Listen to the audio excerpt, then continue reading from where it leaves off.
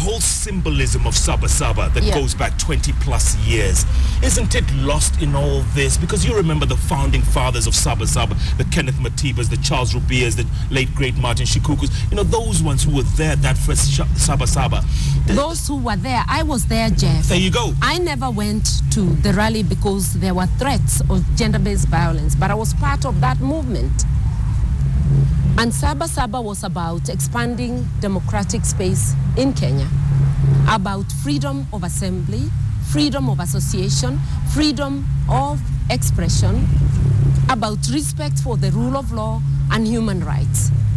What I personally expect is that those in court, people like the Honorable Raila Odinga, the Honorable James Orengo, people who were part of that movement, I would expect that they cherish the rights of others just as they cherish theirs, that they will uphold the rule of law, and I expect the government as well to uphold the rule of law.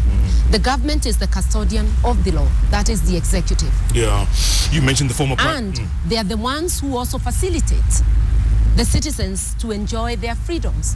So we expect that the government will provide security, not just for CORD, security for all Kenyans on Monday and beyond.